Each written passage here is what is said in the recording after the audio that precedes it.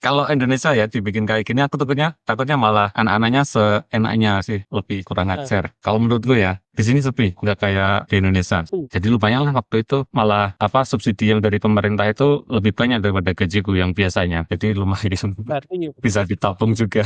Ya berarti bener.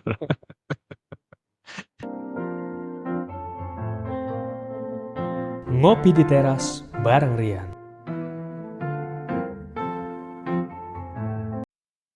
Ya, selamat datang di Ngopi di Teras bareng Rian. Kali ini formatnya online kembali bersama teman saya, Lukni. Lukni ini adalah teman saya zaman SD di Gubuk. Jadi kita dulu se-SD bareng ya bro. Sama Iya, waktu SMP nggak bareng, cuman seles-lesan ya.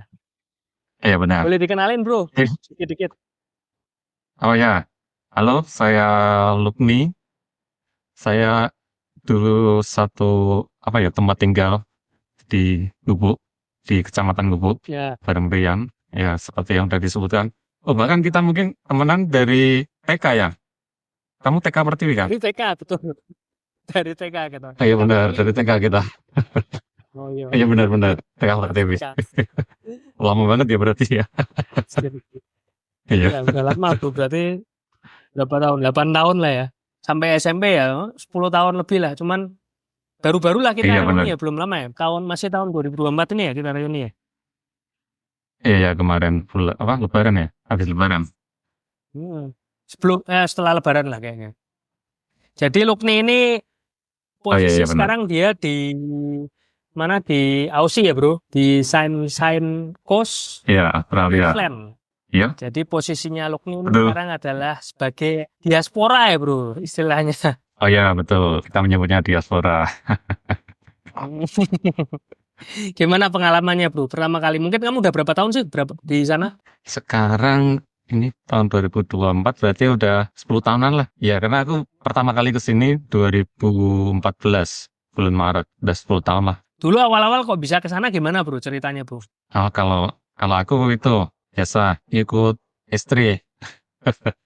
Jadi kan istriku anak tunggal. Terus Ya. ibunya nikah sama orang sini. Nah, terus dia kan udah di sini udah lama, istilahnya udah bolak-balik lah ke sini udah lama, terus udah punya permanen residen. Terus pas aku pas kita habis nikah, nah terus langsung itu, oh gimana kalau ke sini ya udah kalau ditawarin ya udah akhirnya ke sini, apply buat visanya dan ya sampai sekarang.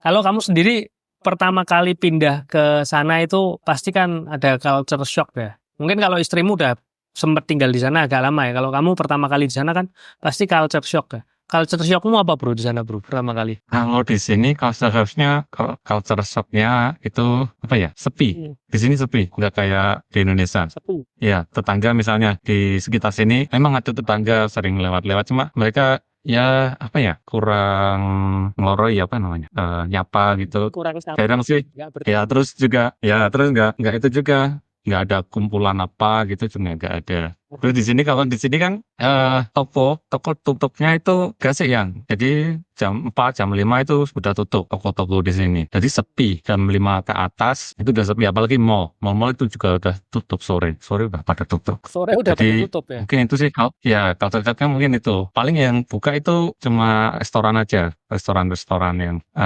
Resto-resto apa buka ya? sampai malam ya biasanya. Ya, kalau resto masih buka karena mungkin kebutuhan ya. Kalau yang nggak masak jajan aja gitu mungkin. Ya paling itu sih yang sepi.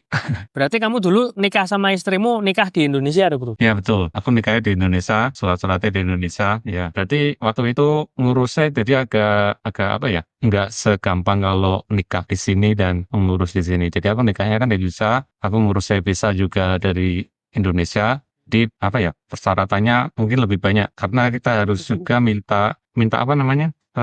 Stempel ya apa ya? Minta stempel ke kedutaan juga legalisir, semacam legalisir lah.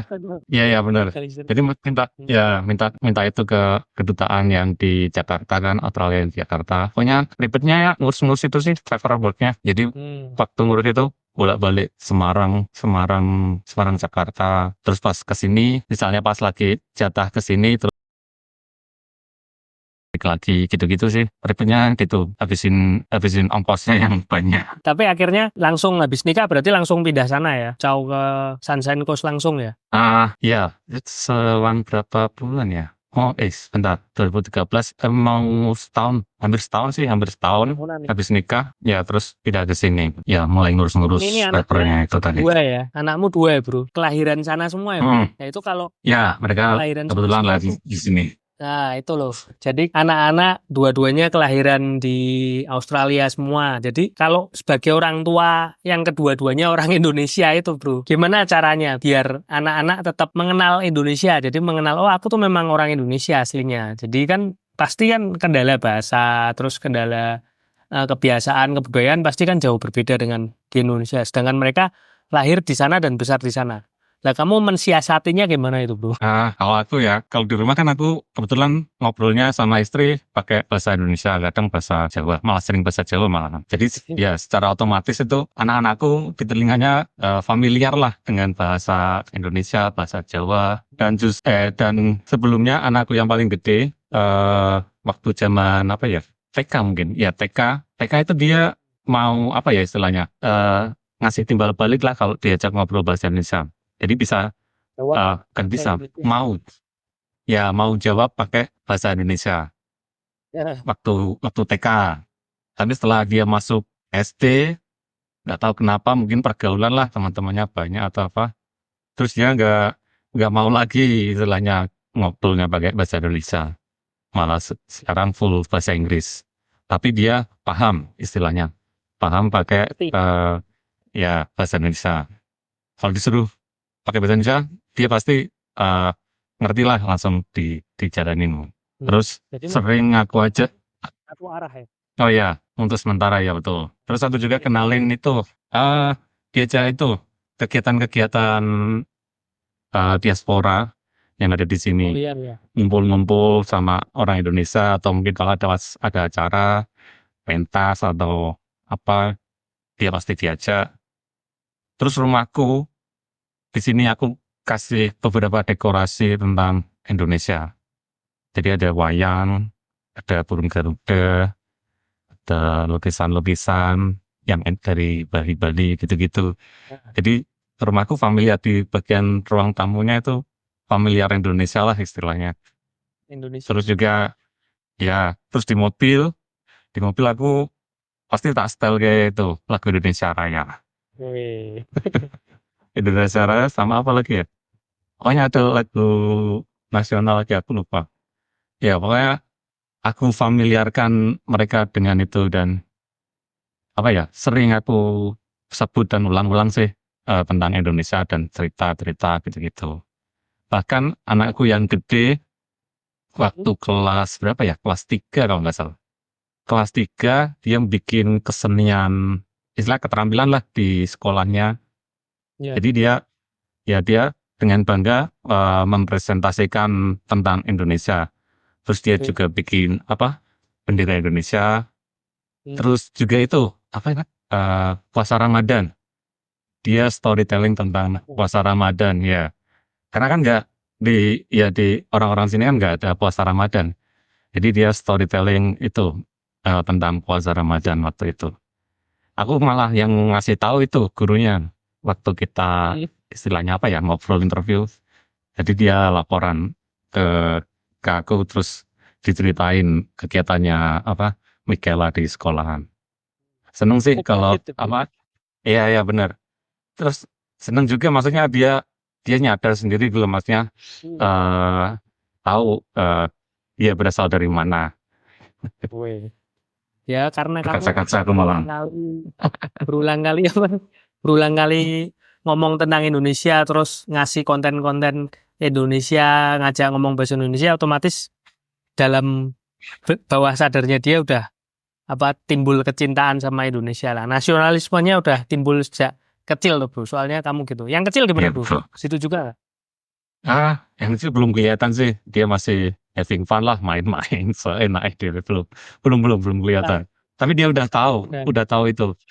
Ya, jadi kalau pas kemarin terakhir kali diajak pulang kan, aku mau pulang lagi, mau ke Indonesia, mau ketemu Mas Alif sama Amir.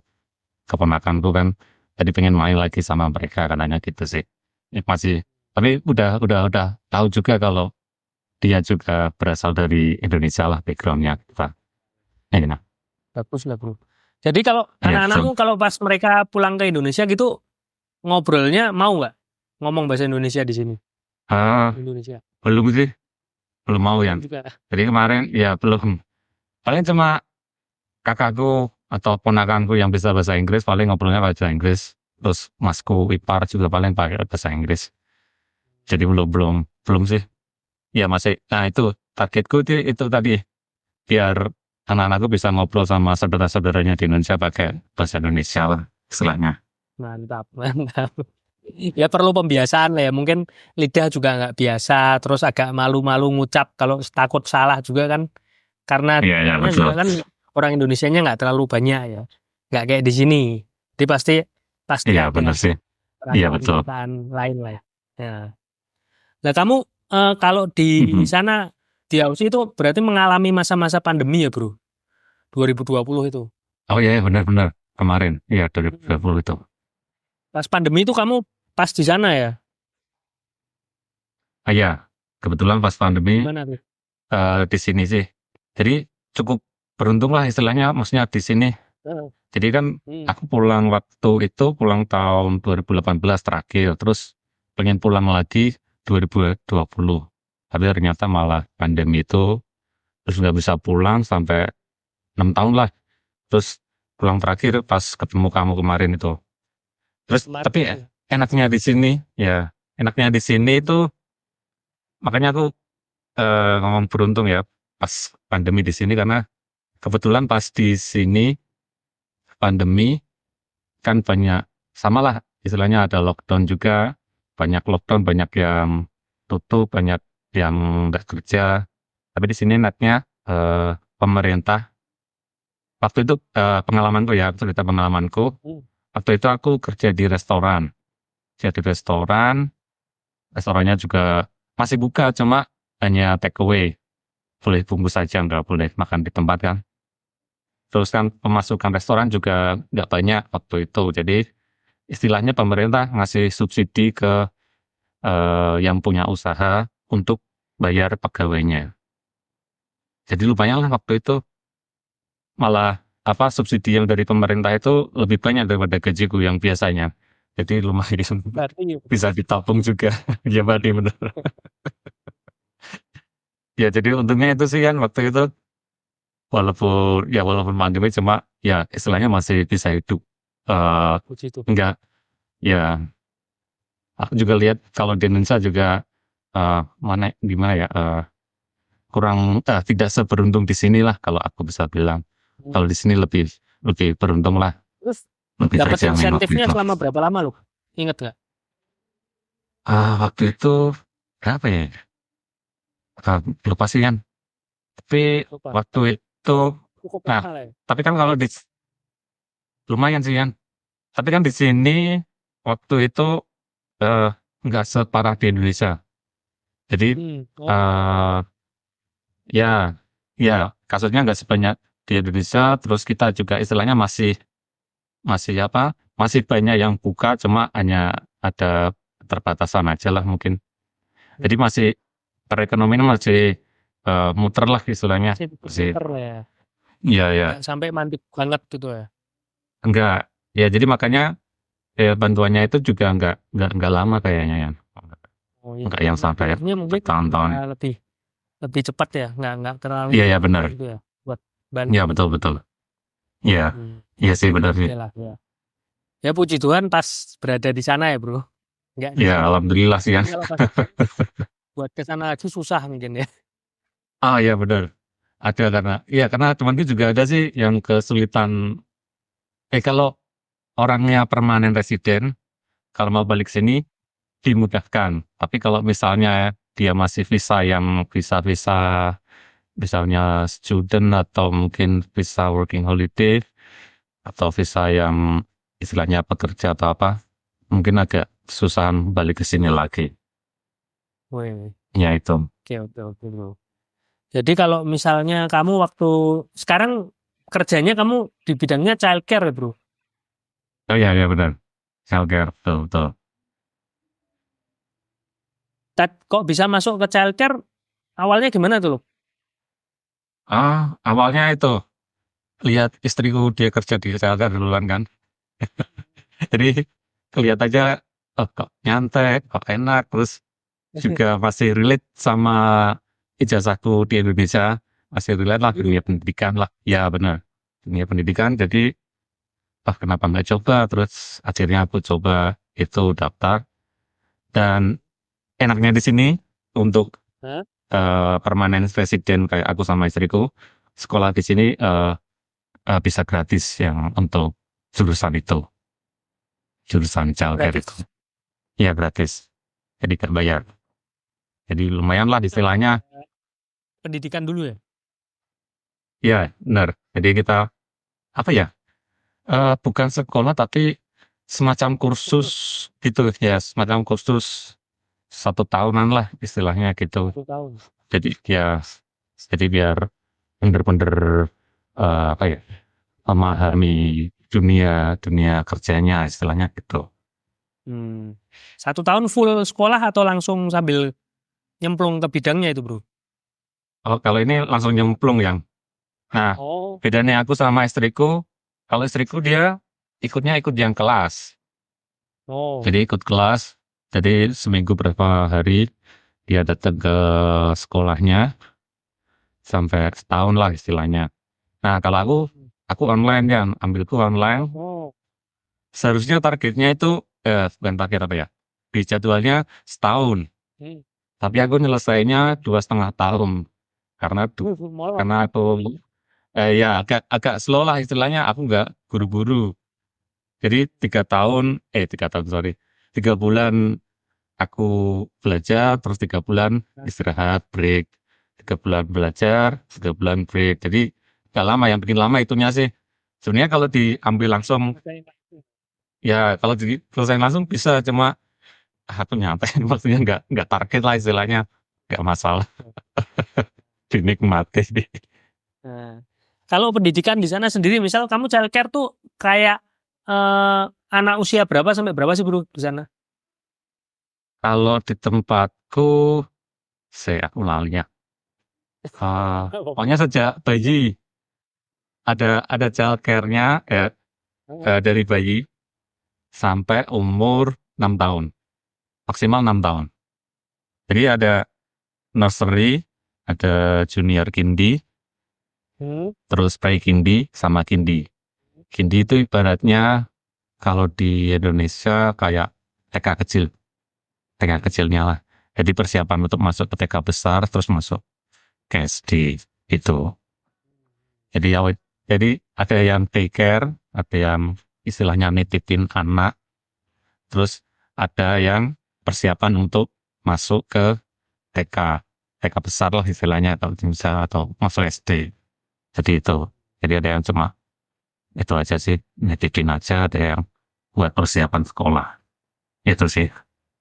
Kalau pola pendidikannya sendiri, Bro, di sana tuh gimana? Beda nggak? Beda sama di Indonesia nggak? Yang kayaknya paling mencolok banget tuh apa, Bro? Ah, Mungkin di sana diajarin apa atau something gitu? kalau di sini sih lebih ke apa ya? Lebih ke kebiasaan sih. Kalau yang di tempatku yang di Kindi itu Habit-habit. tidak, Baik. lebih ke keterampilan sih. Kalau aku lihat kan di sekolahnya anakku juga ya mungkin keterampilannya lebih menonjol daripada Oh. apa ya, akademiknya. Kayak kita dulu misalnya matematika atau bahasa Inggris, itu nggak terlalu banyak pelajarannya malahan. Jadi mereka, jadi kalau kurikulum kurikulum Indonesia yang sekarang itu Ya. yang aku lihat ya, aku perhatikan itu menuju ke seperti kurikulum yang di sini. Kurikulum Merdeka kan sebelumnya. Terus ya kalau di sini lebih banyak ke prakteknya sih yang daripada teori. Yang aku lihat dari anakku ya. SDM-nya beda, Bro. Itu SDM benar. Indonesia sama di sana beda. Jadi kalau kita terapin kan belum tentu bisa sama sih. Iya, iya sih. Ya mungkin butuh waktu lah, butuh waktu untuk Iya. menyesuaikan diri kalau mau berubah. Lah kalau menurutmu sendiri gimana bro? Pendapatmu pribadi misal kalau Indonesia dibuat mau mendekati ke sana menurutmu gimana bro? Apa ya? Kamu Aku sebagai guru takutnya malah di sana. kalau Indonesia ya dibikin kayak gini, aku takutnya malah anak-anaknya seenaknya sih, lebih kurang Heeh. ajar. Kalau menurutku ya, soalnya istilahnya di Indonesia aja dibikin yang disiplin seperti itu, terus pendidikannya yang apa ya, lebih lebih ketat lah daripada di sini. Itu aja anak-anaknya masih pada seenaknya sendiri, apalagi kalau Belum dibikin bisa ya. kayak di sini. Ya, mungkin belum sih, belum siap Aku mungkin ya. juga setuju bro. Aku setuju itu. Kayaknya kalau di Indonesia diterapin masih belum lah ya. Iya, ya, belum siap lah istilahnya. Tahun lagi belum bisa ya. Iya, Nah, ya moga-moga makin lebih baik lah Indonesia lah bro. iya sih betul. Terus kalau kamu di sana kan kamu sebagai Muslim ya bro. Di Ya, sana untuk ibadah sendiri kalau di daerahmu tuh susah nggak sih buat kalau ibadah kita di sini ada masjid, ada satu masjid sih. Jaraknya tapi lumayan jauh ya. Kalau dari rumahku masjidnya itu sekitar 26 km lah istilahnya. Wah lumayan ya. Anu, ya gubuk Meranggen lah istilahnya. Lumayan. Jadi ya lumayan itu. Jadi ada satu itu masjid yang resmi, istilahnya yang legal ya. Tapi ada juga ya, tapi ada juga kita kadang nyewa-nyewa tempat untuk beribadah yang eh, besar, maksudnya seperti sholat Jumat atau sholat Idul Fitri atau sholat Idul Adha. Itu biasanya ada komunitas sendiri, mereka nyewa tempat yang terdekat dengan komunitas tersebut lah istilahnya gitu. Hmm. Kalau yang di tempatku sih, ya itu tadi paling paling dekat ya itu masjidnya. Tapi ya kita kalau Muslim kan agak enak lah, maksudnya bisa sholat di rumah juga. Ya, Kalau yang sholat-sholat kayak tadi, sholat 5 waktu di rumah semua lah ya bro. ya bisa kalau itu masih sih. Terus kalau Jumatan aku kebetulan nggak ikut yang di masjid. Aku Oh, ikutnya ada lagi komunitas Muslim yang lebih dekat dari rumahku. Karena kan juga kalau kalau sholat ya kalau sholat Jumat kan kebanyakan dari kita pada kerja, istirahatnya jamnya nggak lama. Jadi kalau harus datang ke masjid kejauhan waktunya nggak cukup. Jadi kita bikin waktunya nggak nutut tuh bro. ya, jadi kita bikin yang kecil itu tadi buat sholat Jumat yang terdekat. Itu sih. Terus Tapi kalau aku tempat juga, kamu sendiri ngasih waktu nggak bro? Maksudnya kalau yang buat Muslim. oh kalau tempat kerjaku sih bisa sih kan. Tapi kebetulan kan jam kerjaku eh nggak apa ya, masih bisa masih bisa istilahnya aku masih bisa pulang sholat di rumah istilahnya gitu.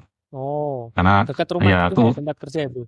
ya betul. Karena kebetulan Hmm. kerjaku cuma 5-6 jam lah sehari, jadi Oh, nggak sampai yang jam jam 3 jam 2 itu nggak nyampe. Jadi aku start lebih enak ibadah pagi, di rumah ya. ya jadi ya benar. Jadi udah bisa pulang lah istilahnya waktu sholat zuhur itu udah bisa pulang, udah jemput anak sekolah juga. Hmm, oke oke oke. Tapi terus Kalau apa kamu, namanya? nah gimana? Ya, Nggak apa terusin saya. oh, terus aku juga apa namanya kaget waktu aku di rumah sakit di sini, Nah, di rumah sakit baru di dekat rumahku. Itu di salah satu sudutnya itu ada musolanya ya. Jadi mereka sengaja membuat musola untuk beribadah umat muslim lah istilahnya gitu. Ya aku kaget waktu anakku yang kedua lahir di situ kan, terus aku dikasih tahu sama salah satu susternya lah istilahnya, hmm. kalau kamu mau sholat, kamu bisa di lantai bawah dekat food court. Iya. Wah, aku kaget waktu itu. Oh, banyak malah. Oh, itu istilahnya luar biasa lah, bisa Bersyukur menyediakan ya. tempat. Ya benar, menyediakan tempat buat muslim buat sholat. Hmm. Hmm. Padahal hitungannya Muslim minoritas di sana ya bro, termasuknya. Oh, iya sih benar. Bahkan waktu bikin masjid itu prosesnya lama ya, karena bukan banyak, ada yang tidak suka lah istilahnya, banyak teror-teror juga. Oh, ada Jadi teror-teror juga. ada pernah juga dilempari batu gitu-gitu juga pernah ya. Serem juga Agak itu. serem sih. Iya. Tapi itu Tapi ya puji Tuhan. cuma sedikit. Ya, terus itu hanya sedikit orang aja sih, nggak yang Ya, nggak semua, bahkan maksudnya nggak semua orang ya. ya Belum aja. bahkan masjidnya itu jejeran sama gereja ya. Oh, Sebelahnya itu gereja, ini gereja gereja. besar. Ya, sebelahnya gereja, terus sebelahnya itu masjidnya. Wow, Jadi keren. ya alhamdulillah lah akhirnya bisa jadi. Ya, puji Tuhan. Nah, Ya, kalau kamu alhamdulillah. buat ngajarin apa anak-anakmu sendiri, Bro, untuk ibadah gimana nih? Nah, kalau kalau ngajarin anak sih paling sejauh ini masih ini ya, eh mencontohkan.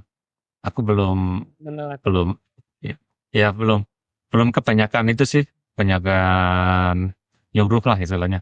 Jadi misal sholat, Nyontoin itu ya. jadi misal sholat jamaah, aku ajak jamaah gitu aja.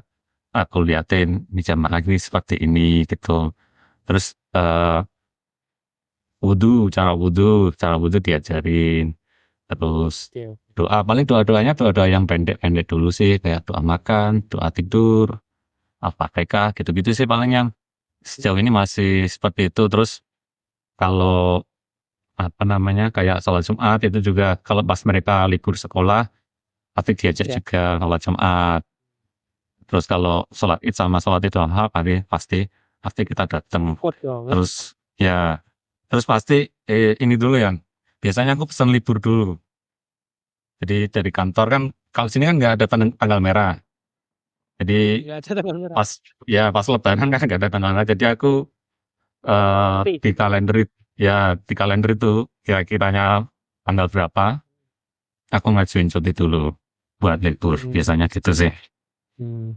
Oke, oke. Ya, sudah mulai ditanamkan. Nah, berarti kamu hitungannya budaya Indonesia kamu tanamkan, terus Hmm, Islam juga diajarkan ke anak-anak, walaupun jauh nggak di iya Indonesia, tapi betul.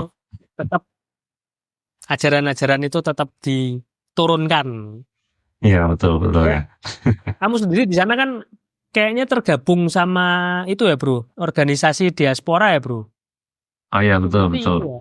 Nah, Oh iya. boleh Oh, cerita kamu dikit? kenal kamu kenal Asumsi juga ya? Ya, tahu tuh, Bro. Terkenal berarti. Ya, Iya sih betul betul. sering Jadi kenalan juga kok, oh iya. timeline. Oh iya benar. Pernah masuk Kompas juga loh.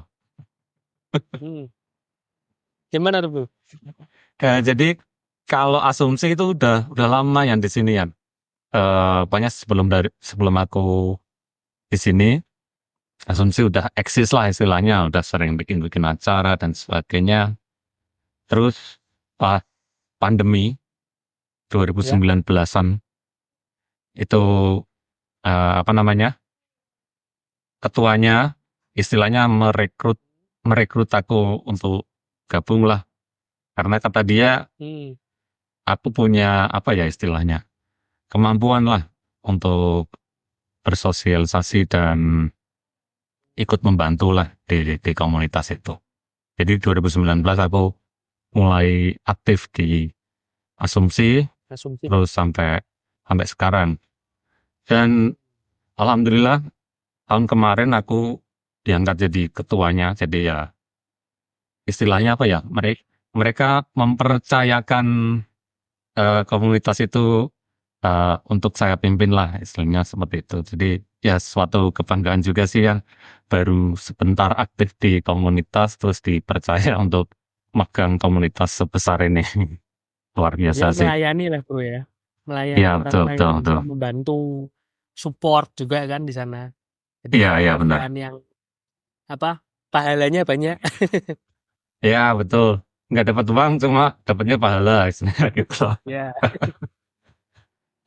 Iya sih. Jadi kalau di sana asumsi sebenarnya tuh acaranya atau programnya apa aja sih, Bro? Seringnya, Bro? Kalau kita sih lebih ke apa ya? mempromosikan kebudayaan Indonesia ke sekitar lah, ke lingkungan sekitar, terutama di daerah Sunshine Coast ini sendiri. Dan juga kita memfasilitasi diaspora-diaspora di Sunshine Coast kalau mereka membutuhkan istilahnya apa ya, konsultasi tentang keimigrasian ataupun konsuler semacam itu. Jadi kita memfasilitasi dari masyarakat, kita akan komunikasikan ke Konsul Jenderal Republik Indonesia yang ada di Sydney. Seperti itu sih yang. Jadi usahanya yang di sana apa aja sih bro? Boleh di-share dong. Mungkin ada teman-teman yang dari Aussie atau dari Sunshine Coast lain yang pengen tahu. Lukni ini bisnisnya apa di sana? Boleh di-share bro? Oh, jadi kebetulan dari sejak di Indonesia, saya udah bergelut dengan bisnis fotografi dan videografi, dan kebetulan sekarang juga saya bawa ke sini bisnisnya. Jadi bisnis ini saya kolaborasi sama kakak ipar saya, karena dia juga kebetulan sama dunianya. Jadi saya punya bisnis namanya Nine Frame Production, jadi angka 9 Frame Production. Jadi kakak saya megang bisnis yang di Indonesia, kalau saya yang di Australia, istilahnya gitu. Terus sama itu, hobi kita dulu kan suka gambar kan waktu zaman sekolah, ya benar. Nah itu juga sama. Kalau kamu kan punya lapak desain, nah di sini saya juga punya buat ilustrasi. Namanya Sketch in Frame. Ya, jadi ini saya juga bikin ilustrasi lah, sketsa gambar buat orang. Terus saya bikin produknya juga. Jadi saya gambar, terus juga saya print atau saya sablon ke kaos, ke ya kaos, tote bag, topi juga bisa, terus juga cup itu gitu. Jadi itu salah satu bisnis saya di Australia. Oke bro, thank you banget ya bro waktunya bro. Oh ya, sama-sama loh ya. Sebenarnya sudah ngobrol kedua kali. Kalau yang pertama kemarin kita ada kendala dikit ya bro. Tapi Iya aman. ngobrol lah. Nah. Iya. Malah enak ini bisa ngobrol terus kita. Kemarin ngobrol lagi. kemarin benernya suaranya yang mendep, jadi akhirnya enggak. Ya udah gitu aja bro. Nah, kamu ada YouTube juga mungkin bro? Boleh di-share? Oh ya, YouTube. YouTube saya akan aktif lagi. Karena kemarin kan, iya, karena kemarin, ya baru ingat, terakhir upload aku bulan Oktober kemarin, upload tentang Halloween. Nah ini udah Oktober lagi, berarti kan Halloween lagi. Ya, aktif.